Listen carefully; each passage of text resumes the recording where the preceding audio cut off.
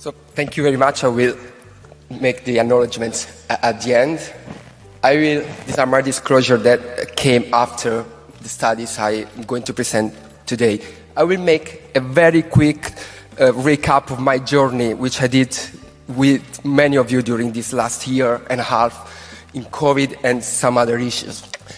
We started with a very rapid implementation of an Italian multi-center study describing the first European pediatric data of COVID-19, but the major step, in my opinion, was the first multi-center European study coordinated by the TB-Net, led by Florian Götzinger, Mark Tebrughi, and the others, showing the very first important data about the impact of COVID-19 in children, which are still extremely valid with throughout the pandemic. But in Italy, we have a long tradition with the use of lung ultrasound in children, and we implemented in several major pediatric centers the use of lung ultrasound for the diagnosis and monitoring of COVID-19 pneumonia in children. And of course, our friends from Bergamo and the UK described the first cases of MIS-C, and I was very happy and proud to be invited by my Latin American friends and by Rolando Gutierrez, I don't know if he's here,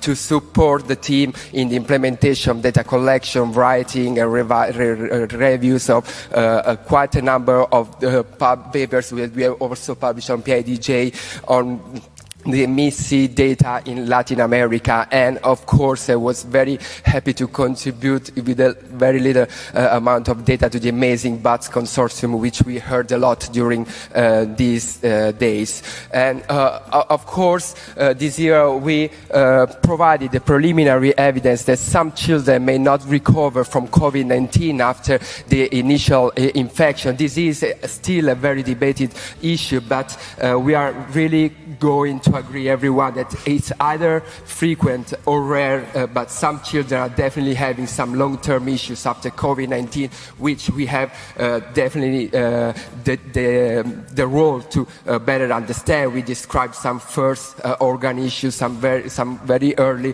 objective findings in this cohort of children. But the impact of COVID-19 was not limited on disease, and there was quite a number of indirect issues. Along with a number of friends, we performed this very first analysis of the impact of school closures on children, which I'm very happy that PIDJ gave it home, and which we took a clear position, defining it as a catastrophic situation. And now, under the leadership of Alasdair Murrow, we are implementing an update of the analysis, and unfortunately this catastrophic global situation has not ended yet in many countries in the world.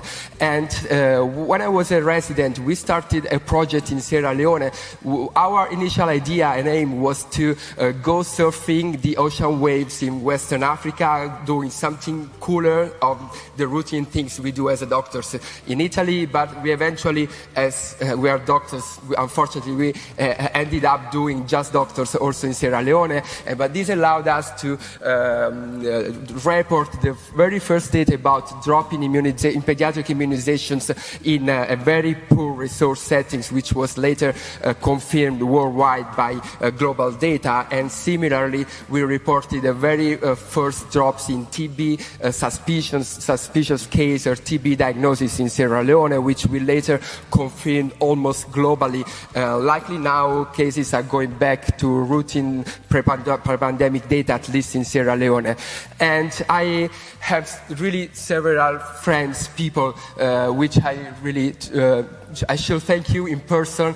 I did with many of you during these days, and I hope you find yourself here or the organizations you represent, because I'm extremely grateful, not just for the publications, but for all what we shared during these 2 years, either in person or virtually or yesterday, and also thank you because I expect that you all host me for free in your countries, since we are now going back to travel again. But I want to conclude with a mention to our TV projects. The details will be presented later in a PTBnet TV session, but I want to mention this for two reasons. First of all, as ID doctors, we have not stopped caring about the usual ID stuff. It's just that COVID hits the news more than other issues, unfortunately. And so this is a huge project that we have been doing with PTBnet, but this is my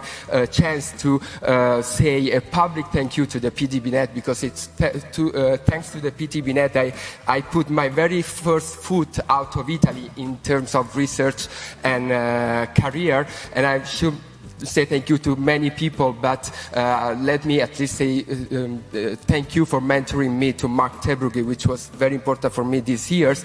And thanks to the PTBnet, I met the ESPID, I met many of you, and thanks to the ESPID, I guess I'm a better clinician and researcher and maybe a person. And thanks to the ESPID, we had a great night event yesterday as well. And thanks to the ESPID, I'm here, and I'm really extremely grateful. Thank you very much.